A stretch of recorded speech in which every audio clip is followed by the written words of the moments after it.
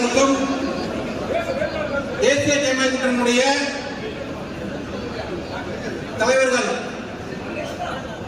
நம்முடைய நயினார் நாகேந்திரன் அவர்கள், அண்ணாமலை அவர்கள், பரிந்துரை செய்த அண்ணாமலை அவர்கள், எடப்பாடி அவர்கள், தேசிய ஜனநாயக தலைமையிலே இன்று அடுத்த முதலமைச்சராகக்கூடிய எடப்பாடி அவர்கள் நமக்கெல்லாம் இன்று வழிகாட்டி கொண்டிருக்கும் வருங்கால அமைச்சர் இன்னைக்கு ஆசீர்வாதம் செஞ்சு இன்னைக்கு வந்து வரம்ப யோசனை பண்ணிட்டு யார் வேட்பாளர் அறிவிக்கிற யோசனை பண்ணிட்டு இன்னைக்கு அதிர்ஷ்டமான வேட்பாளர் கண்டிப்பா 50,000 ஓட்டுகள் வெற்றி பெறுவார் சொல்ல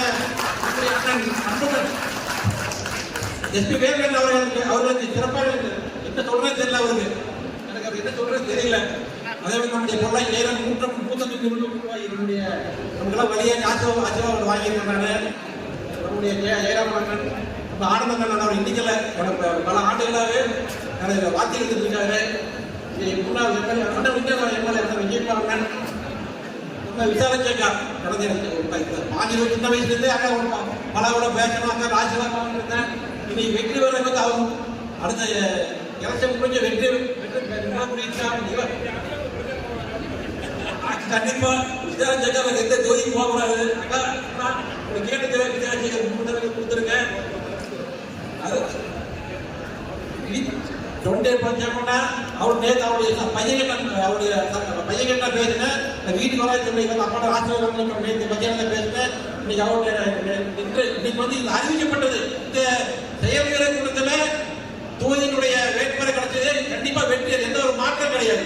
இது ஒவ்வொருவரும் நம்ம தான் வேட்பாளர், நம்ம தான் எம்எல்ஏ அப்படின்னு வடக்கு சட்டமன்றம், தெற்கு சட்டமன்றம், வட சட்டமன்றம், கொங்குமட்டு எங்கிருந்து அனைத்தும் நம்முடைய ரெண்டனை தாமரை வெல்லணும்.